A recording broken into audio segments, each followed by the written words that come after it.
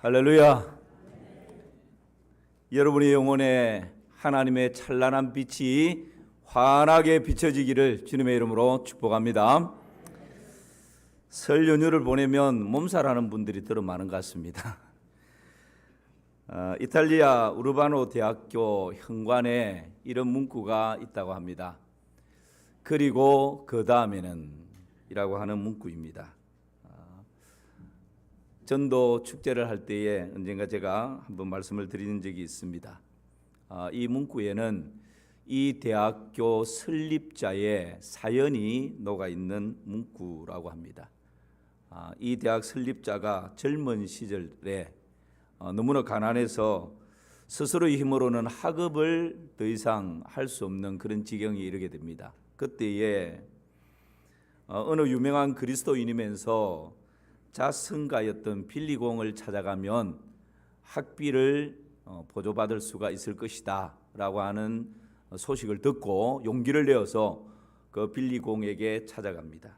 그리고 이 청년이 앞으로 저는 법률을 공부해서 훌륭한 법률가가 되겠습니다. 자신의 비전과 꿈을 이야기합니다. 그때 이 빌리공이 이 청년의 꿈과 비전을 듣고는 그 요청을 수락을 합니다. 그래서 공부가 끝날 때까지 전액 장학금을 지급하기로. 이 청년은 너무너무 감사해서 감사의 눈물을 흘리면서 정중하게 인사를 하고 돌아 나오려고 하는 그 순간 이 빌리공이 잠깐만 젊은이라고 하면서 다시 돌이켜 세웠습니다. 그리고 젊은이에게 이렇게 질문합니다. 젊은이, 지금 이 장학금을 가지고 가서 제일 먼저 하고 싶은 것이 뭔가? 대학에 등록을 해서 열심히 공부를 시작하겠습니다.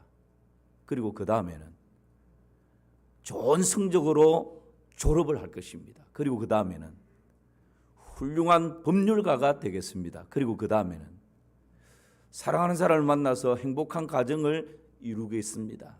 그리고 그 다음에는 자녀를 낳아서 그 자녀들을 훌륭하게 키우고 싶습니다. 그리고 그 다음에는 저도 법률가로서 명성을 한번 떨치고 싶습니다. 그리고 그 다음에는 그러다가 저도 가난한 사람이었기 때문에 선생님으로부터 도움을 받았던 것처럼 저도 가난하고 소외된 사람들을 좀 도우면서 살겠습니다. 그리고 그 다음에는 뭐 좀 늙어가겠죠. 그리고 그 다음에는 늙은 후에는 죽음을 맞이하지 않겠습니까? 그리고 그 다음에는 더 이상 답을 하지 못합니다. 그때 빌리공이 야, 이 젊은이, 그리고 그 다음에 대한 답도 모르면서 무슨 공부를 하겠단 말인가? 그러면서 호통을 치죠. 그리고 한마디 합니다. 그리고 그 다음에는 죽음이 있고, 그리고 그 다음에는 심판이 있고, 그리고 그 다음에는 영혼이 있다. 그 영혼도 예수님 믿어 구원받은 자는 천국에서 영원히 살게 되지만 예수님 없이 죽은 자는 지옥 심판 가운데 영원히 살게 된다. 그것을 아주 벼락처럼 그냥 호통을 치면서 얘기를 했습니다. 이 젊은이가 깜짝 놀래가지고 뒤통수를 맞은 기분으로 집으로 돌아갔습니다. 그런데 잠을 잘 때도, 그리고 그 다음에는 공부를 하려고 하는, 그리고 그 다음에는 일상생활을 하려고 하면 빌리공이 말했던 그리고 그 다음에는 끊임없이 이 영혼의 막 울림으로 들리는 것이죠.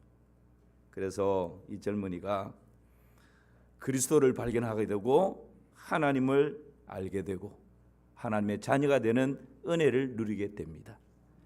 그날 장학금을 얻으러 갔지만 하나님을 만나게 되고 그보다 가장 위대한 영생의 복을 얻게 된 것입니다.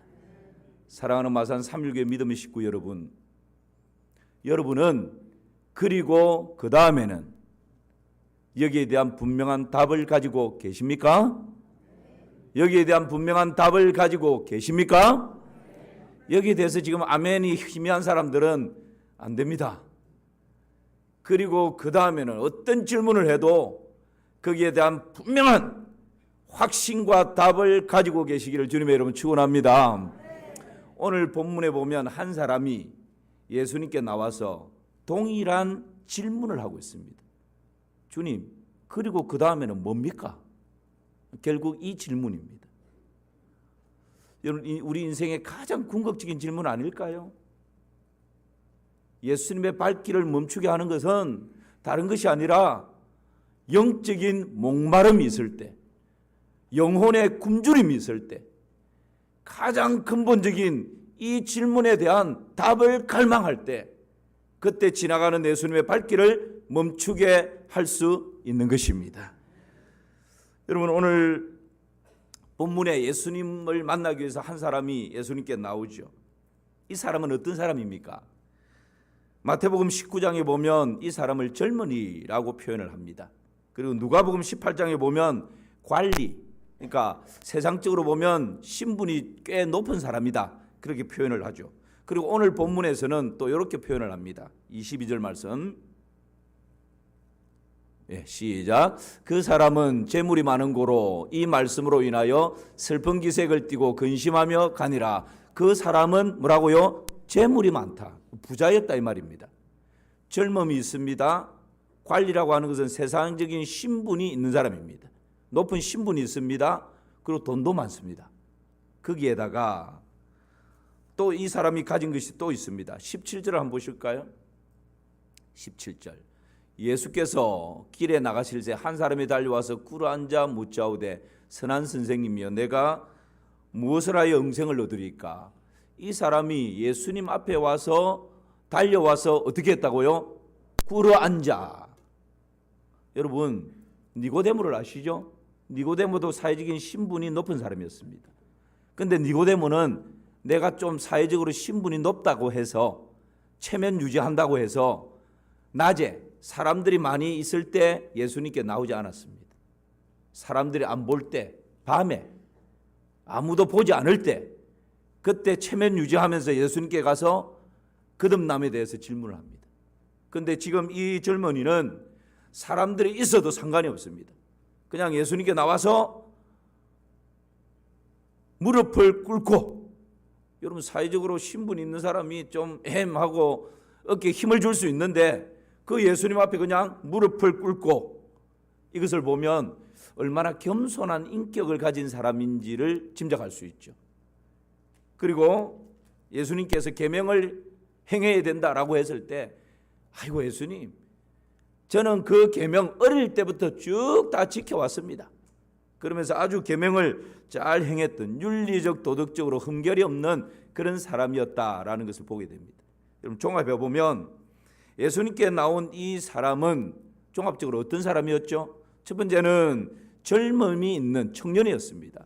두 번째는 관리였습니다. 사회적인 신분이 있는 사람입니다. 세 번째는 부자였습니다. 네 번째는 인격이 아주 고상한 겸손한 인격의 소유자였습니다. 다섯 번째는 흠결이 없는, 윤리적으로 도덕적으로 흠결이 없는 사람이었습니다. 여러분, 이 정도 젊은이 정도 되면 우리 딸 가지고 있는 분들 사익감 3년대 1순위 아니겠습니까? 청년이죠, 관리죠, 부자죠, 인격 좋죠, 뭐 도덕적으로 윤리적으로 뭐 책망할 데가 없죠. 완벽합니다. 그런데 여러분, 이렇게 완벽한 젊은이였지만 그것으로 인생의 만족을 누리지 못하는 것입니다. 이런 것으로 채울 수 없는 내 인생에 목마름이 있었다라는 거예요. 그게 뭡니까? 그게 바로 영적인 목마름입니다. 여러분, 우리에게 이런 목마름이 있기를 주님의 이름으로 축원합니다. 끊임없이 하나님, 내 소원에 대한 목마름, 내가 간구하는 기도 응답에 대한 목마름, 우리 자녀들의 앞날에 대한 목마름, 승진에 대한 목마름, 좀 더 많은 돈을 벌고 싶은 목마름, 세상 사람들에게 박수갈채 받고자 하는 목마름, 이런 목마름은 끊임없이 일어나는데 정작 가져야 할 내 영혼의 목마름, 영적인 목마름, 여러분 지나가는 예수님의 발길을 멈추게 하는 것은 세상의 목마른 굶주림이 아니라 주님께서 가장 관심을 가지고 계시는 그 영적인 목마름을 가질 때, 그때 예수님의 발길을 멈추게 하는 은혜가 있는 줄을 믿습니다.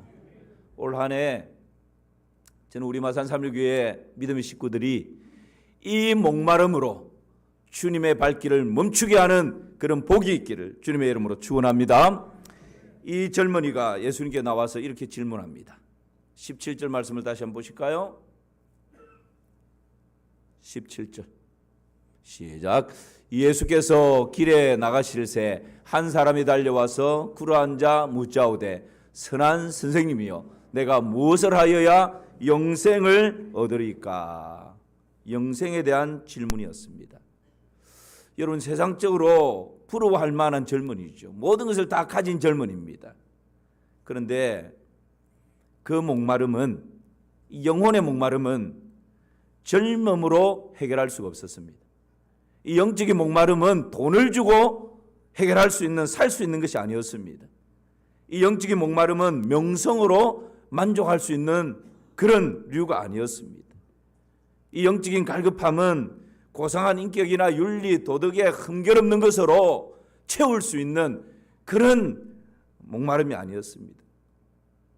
이 영적인 목마름은 주님만이 채울 수 있는, 주님만이 해결할 수 있는 목마름인 것입니다. 그래서 여러분, 하나님 앞에 나올 때마다 이 목마름을 가지고 주님 앞으로 달려가시기를 주님의 이름으로 축원합니다. 그럴 때에 놀라운 은혜를 경험하게 됩니다. 심리학자 메슬로라고 하는 사람이 인간의 욕구 5단계를 이렇게 정리를 했습니다. 첫 번째, 인간의 욕구가 있는데 생리적인 욕구. 무슨 의미인지 아시죠? 그다음 두 번째 욕구가 있는데 안전 욕구입니다. 생리적인 욕구가 채워지면 안전에 대한 욕구가 있다는 거죠. 그리고 세 번째 욕구는 소속, 사회적인 욕구라고도 합니다. 내가 어디에 소속돼서 사람들과 함께하는 이런 욕구가 다 있는 것입니다. 그다음에 네 번째 욕구가 존중의 욕구입니다. 그런 욕구가 채워지면 그 다음에 일어나는 욕구가 사람들에게 인정받고 싶고 존경받고 싶고 대접받고 싶고 이런 욕구들이 일어나는 것이죠. 그 다음에 다섯 번째 5단계 중에서 자아 실현의 욕구, 그러니까 생리적인 욕구, 안전의 욕구, 소속의 욕구, 존중의 욕구, 마지막 다섯 번째가 자아 실현. 그러니까 공부를 해도 직장을 가져도 뭔가 수입을 얻는 것으로는 만족이 안 된다는 거예요. 그것을 통해서 내가 추구하는 그 가치, 내 자아가 이렇게 실현될 수 있을 때 그때 만족함을 누린다는 거죠. 여러분, 다 우리가 가지고 있는 욕구입니다. 그런데 이 다섯 가지 욕구를 주장을 하다가 여기에 나중에 하나를 더 보탭니다. 그게 무슨 욕구일까요? 나중에 하나를 더 보태는데 초월적 욕구입니다. 왜 그럴까요? 여러분, 이 다섯 가지 정도 실현하는 것만으로도 정말 만족할 수 있는 삶 아닙니까? 우리는 한두 가지 채우기만 해도 좋아라 하는데 초월적인 욕구가 어떤 것일까요? 여러분, 이 다섯 가지가 채워지면 정말 만족하고 행복하고 기쁘게 살아갈 수 있을 줄 알았는데 아니더라는 것입니다. 이 다섯 가지가 다 채워져도 또 다른 목마름이 일어나더라는 거예요. 그게 뭡니까? 초월적인 욕구. 이것은 이런 것으로 채워지지 않는 영적인 목마름, 영적인 욕구가 있더라는 거예요. 여러분, 지금 심리학자들도 배우고 연구를 하다 보니까 지금 이런 답을 내어놓고 있습니다. 우리 사람에게는 크게 세 가지 욕구가 있죠. 하나는 육체적인 욕구입니다. 배고프면 먹어야 되고요. 잠이 오면 잠을 자야 되고 피곤하면 쉬어야 됩니다. 육체적인 욕구입니다. 그런데 이 육체적인 욕구가 채워지면 만족할까요? 그렇지 않습니다. 그래서 이전에는 그런 말을 많이 했지 않습니까? 배부른 돼지보다 배고픈 소크라테스가 낫다. 사람은 이 육체적인 배부름으로 만족할 수 있는 존재가 아니라는 거예요. 뭔가 지성을 추구하고 뭔가 좀 더 고상한 뭔가를 추구하는 욕구가 끊임없이 일어난다는 것이지. 그래서 여러분, 가난한 시대를 지나고 보릿고개를 지나고 이제 배부른 시대가 왔을 때 그 다음에 지금 우리 대한민국이 추구하는 것이 뭡니까? 정서적인 욕구입니다.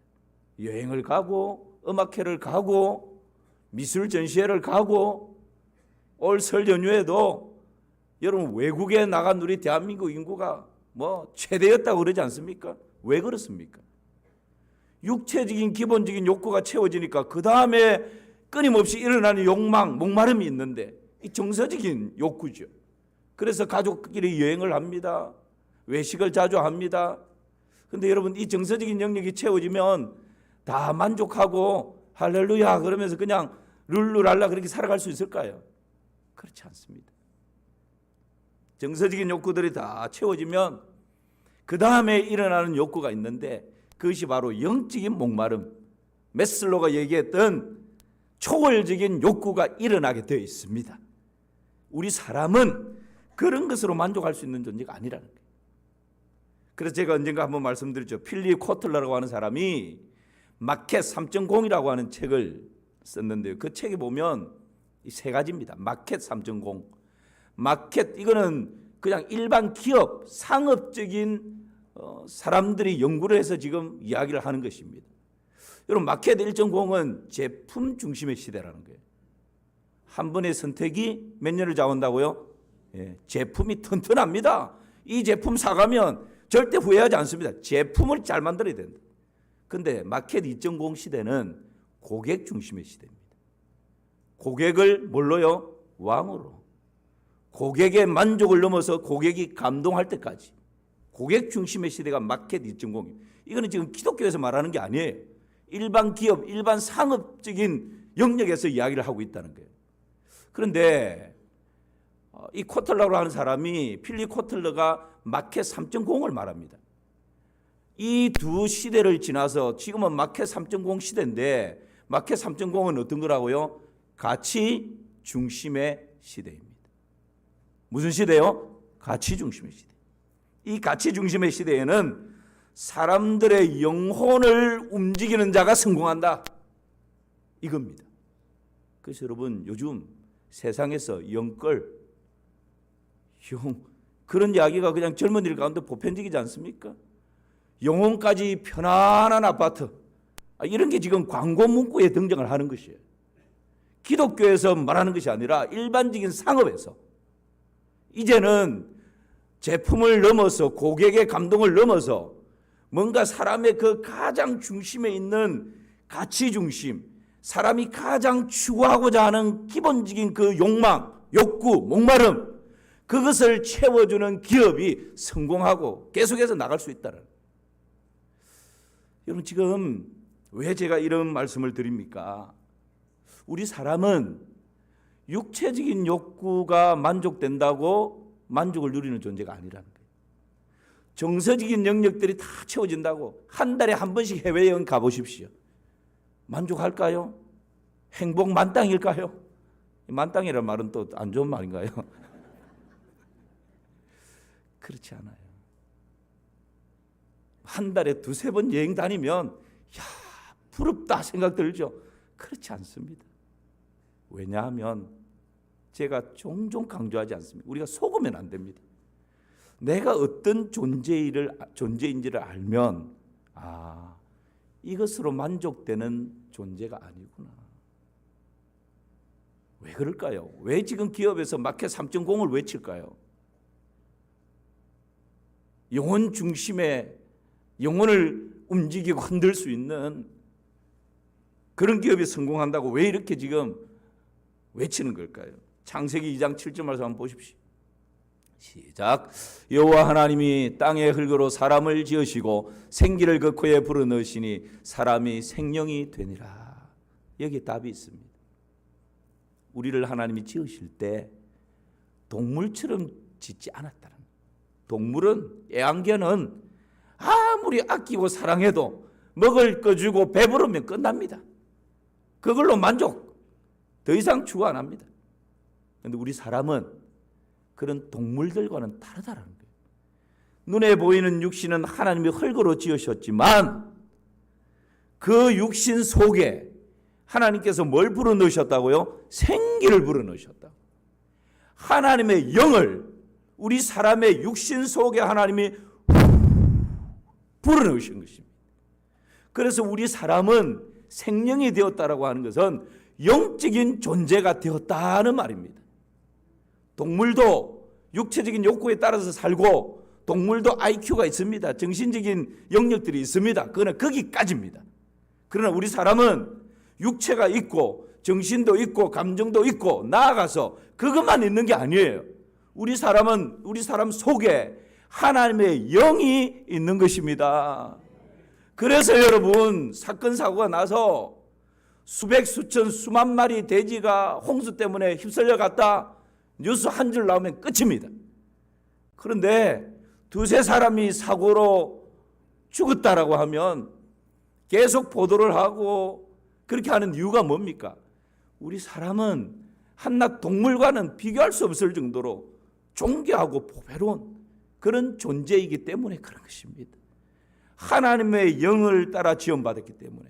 그러므로 여러분 우리의 영혼이 하나님의 영이 우리 속에 있기 때문에 이 우리 속에 있는 이 영혼이 하나님 아버지와 친밀한 관계 가운데서 만족을 누리고 그 영혼의 갈급함이 하나님의 말씀과 기도와 찬양을 통해서 아름다운 성도들의 교제를 통해서 내 영혼이 맑아지고 내 영혼이 채워지고 내 영혼의 목마름이 해결되어질 때 그때 비로소 여러분 우리에게는 참 인생의 만족이 있는 것입니다. 그래서 내 영혼이 잘됨 같이 내가 범사에 잘되고 강건하기를 간구한다 말씀하지 않습니까? 우리의 영혼이 그렇게 강건해지고 영혼의 목마름이 채워질 때 그때 여러분 정서적인 영역이나 육체적인 영역에 좀 모자람이 있어도 부족함이 있어도 영혼의 힘을 가지고 넉넉히 쳐나갈 수 있고 승리해 갈 수가 있는 것입니다. 그런데 정작 중요한 이 영역을 다 빼놓고 지금 당장 내 눈에 보이는 지금 당장 내 귀에 들리는 지금 당장 피부로 느껴지는 육체적인 욕구를 채우고 육체적인 목마름을 채우고 정서적인 목마름을 채우기 위해서 허걱거리고 달려가다 보면 끝이 없습니다. 죽을 때까지 그 목마름에서 해결할 수 있는 사람은 아무도 없습니다. 우리가 어떤 존재인지를 알아야 합니다. 우리는 하나님의 영을 받은 영적인 존재이기에 하나님으로 가득 채워질 때 그때 좀 부족함이 있어도 연약함이 있어도 우리 인생에 참 만족을 누릴 수 있는 것입니다. 그 목마름 앞에 지나가던 예수님의 발길이 멈춰지고 그 목마름에 대한 답을 주시는 것입니다. 그런 은혜를 더 많이 누리시는 우리 마산 삼일교회 믿음의 식구들 다 되시기를 주님의 이름으로 축원합니다. 오래전에 미국에서 일어난 실화입니다. 13살 라이언 화이트라고 하는 아이가 혈우병을 앓다가 수혈을 했는데 이 수혈이 잘못돼서 에이즈가 걸려버렸습니다. 어른들의 부주의 때문에 이 13살 아이가 지금 죽음의 길을 걷게 돼버린 것이죠. 이 소식이 매스컴을 통해서 알려지자 그때 당시 대통령이었던 레이건 대통령 그리고 그때 당시는 지금은 트럼프 미국의 대통령 취임했지만 그때 당시는 부동산 거부로 알려졌습니다. 도널드 트럼프 그리고 그때 당시 연예계에서 가장 인기가 많았던 마이클 잭슨 이런 사람들이 이 라이언 화이트 집에 방문해서 선물을 주면서 이 아이를 우리 어른들의 부주의 때문에 네가 이렇게 지금 죽음을 눈앞에 두고 있구나 그러면서 위로하고 격려하고 힘을 막 붙돋아 주었습니다. 그럼에도 불구하고 5년이 지난 다음 결국 18살에 죽음을 맞이합니다. 이 라이언 화이트 아버지가 그 아들을 부둥켜 안고 아버지가 너에게 해줄 수 있는 것이 아무것도 없구나 그러면서 눈물을 흘리면서 안타까워합니다. 그때 라이언 화이트가 아버지에게 했던 그 말이 기사가 되어서 실렸는데 이런 말을 하죠. 아빠, 전 지금까지 많은 선물을 받았지만 아마도 아빠 같은 선물을 준 사람은 없었어요. 아빠는 저에게 죽어서도 천국에 갈 수 있는 티켓을 선물로 주셨잖아요. 바로 예수님을 소개해 주셨어요. 아빠 때문에 교회에 나가서 예수님을 믿고 영생을 선물로 얻는 걸요. 이보다 더 위대한 선물은 없을 거예요. 여러분, 오늘 본문의 젊은이처럼 세상에 사람들이 부려하는 것을 다 소나기에 쥐고 있어도 영적인 목마름이 해결되지 않으면 여전히 목마른 가운데 허걱거리며 살아갈 수밖에 없습니다. 그런데 영생의 답을 붙들고 영적인 목마름이 해결된 라이언 화이트는 지금 내 바로 앞에 죽음이 나를 기다리고 있음에도 불구하고 그 죽음을 두려워하지 않습니다. 그 죽음이 라이언 화이트를 삼키지 못하는 것입니다. 오히려 죽음을 축복으로 바꾸어 버리는 것이죠. 이것이 여러분 영적인 목마름을 해결한 사람의 삶의 모습인 것입니다. 이 영생의 목마름에 대해서, 이 질문에 대해서 예수님께서 답을 주십니다. 이 청년은 예수님께 나와서 이 목마름을 해결하고 싶은데 내가 무엇을 해야 됩니까? 뭔가를 해야 되는 것을 좀 가르쳐 달라고. 구제를 해야 됩니까? 돌을 닦아야 됩니까? 고행을 해야 됩니까? 금욕을 해야 됩니까? 금식을 해야 됩니까? 무엇을 해야 됩니까? 라고 묻습니다. 그때 예수님께서 21절에 보면 이렇게 말씀하시죠. 같이 읽어볼까요? 예수께서 그를 보시고 사랑하사 이르시되 네게 아직도 한 가지 부족한 것이 있으니 가서 내게 있는 것을 다 팔아 가난한 자들에게 주라. 그리하면 하늘에서 보화가 내게 있으리라. 그리고 와서 나를 따르라 하시니 예수께서 그를 보시고 사랑하사 이르시되 네게 아직도 뭐가 부족하다고요? 한 가지 부족한 것이 있다. 저는 이 말씀은 어떤 말씀일까요? 이 영생의 질문에 대해서 예수님이 지금 아직 너에게 한 가지 부족한 것이 있어. 그렇다면 살인하지 말라, 간음하지 말라, 도둑질하지 말라, 뭐 부모를 공경하라, 이거 내가 다 지켰는데 한 가지 부족한 것, 또 한 가지 제가 지켜야 될 것이 있습니까? 예, 말씀 그냥 지우십시오. 지켜야 될 것이 있습니까? 이런 질문일까요? 그렇지 않습니다. 너희에게 지금 한 가지 부족한 것이 있다라고 하는 것은 10가지 중에 9가지는 네가 잘했는데 이 한 가지 채우면 돼, 이런 의미가 아니라는 거예요. 네가 지켰던 이 모든 것하고 영생하고는 아무 상관이 없다. 네가 지금 사회적인 신분이 있고 돈도 있고 인격도 고상하고 윤리적 도덕적으로 흠결 없이 살았는데 그것하고 영생 얻는 것하고는 아무 상관이 없다. 너는 모든 것을 다 가진 것 같은데 정말 중요한 절대적인 이 모든 것을 다 포기하고서라도 한 가지를 얻어야 이 영생에 대한 답을 얻는 것인데 너는 그것이 지금 없다. 사랑하는 성도 여러분, 혹 우리가 지금 이 나머지 9가지를 위해서 막 달려가는 목마름과 굶주림을 가지고 허걱거리며 달려가는 그런 인생을 살고 있지는 않습니까? 정작 중요한 이 영적인 목마름, 이것은 절대적인 것입니다. 그 어떤 것과 바꿀 수 없는 것입니다. 그 어떤 것과도 비교할 수 없는 것입니다. 이것을 얻을 때 모든 것을 얻게 되는 줄 믿습니다. 이것을 놓쳐버린다면 살아가는 동안 모든 것을 다 얻은 것 같은데 궁극적으로는 모든 것을 다 잃어버리는 것입니다. 축복합니다. 오늘 이 예배에 참석한 사랑하는 성도 여러분, 주님의 이 음성을 들으시기를 축복합니다. 정말 우리 인생에 중요한 영적인 목마름을 주님으로 인해서 해결받는 그런 귀한 은혜가 있기를 주님의 이름으로 축원합니다. 세상 사람들은 끊임없이 이 영혼의 목마름에 대해서 깨달음을 통해서 영혼의 목마름을 해결할 수 있다고 답을 내놓습니다. 불교적인 사상이죠. 또 어떤 사람들은 윤리적인 선한 행위를 통해서 목마름을 해결할 수 있다고 이야기를 합니다. 유교적인 사상이죠. 또 어떤 사람은 신비적인 체험을 통해서 영생의 답을 내놓습니다. 뉴 에이지 운동과 같은 이런 곳에서 말하고 있죠. 또 어떤 사람은 고행과 금욕을 통해서 영생을 얻을 수 있다고 답을 줍니다. 여러분, 여전히 세상에서 말하고 있는 이 영생에 대한 답은 오답입니다. 이런 것으로 영혼의 목마름을 해결할 수 없습니다. 마틴 루터도 마찬가지고 어거스틴도 마찬가지지 않습니까?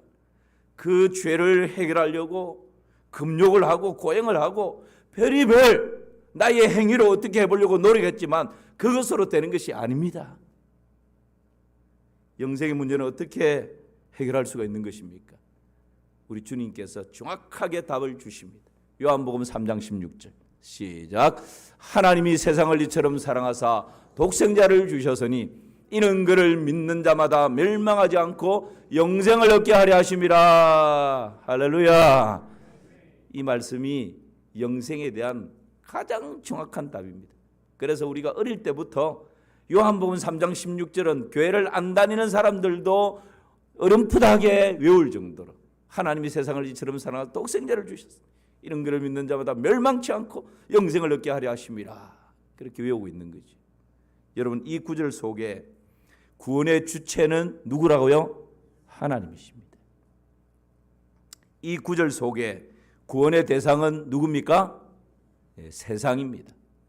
구원의 주체는 하나님이, 그 다음에 구원의 대상은 누구를요? 세상을. 구원의 방법은 누굴 주셨어요? 독생자 예수 그리스도. 구원의 동기는 뭐였습니까? 하나님이 세상을 이처럼 마사 사랑하사. 하나님의 사랑이 영생 구원의 동기입니다. 구원의 조건은 뭐라고요? 믿음입니다. 독생자를 주셔 이는 그를 뭐하는 자마다 믿는 자마다. 행위가 아닙니다. 인격이 아닙니다. 구원의 조건, 영생의 조건은 독생자 예수 그리스도를 믿는 믿음입니다. 그 구원의 결과는 뭐라고요? 영원한 생명입니다. 멸망치 않고 뭘 얻는다고요? 영생을 얻게 되는 것입니다. 우리 요한복음 3장 16절을 다시 한번 암송해 봅시다. 시작. 하나님이 세상을 아니에요. 이럴 때는 띄우지 말고 암송하자 그랬잖아요. 제가 잘 완벽하게 모르는 사람은 컨닝 하시고 시작. 하나님이 세상을 이처럼 사랑하사 독생자를 주셨으니 이는 그를 믿는 자마다 멸망하지 않고 영생을 얻게 하려 하심이라. 할렐루야. 이 한 구절 말씀 속에 구원의 주체는 누구라고요? 하나님이시고 구원의 대상은 세상이고 구원의 방법은 누구요? 예수 그리스도. 구원의 동기는 하나님의 사랑. 구원의 조건은요? 믿음. 선행이 아니라고 했습니다. 구원의 결과는 영생입니다.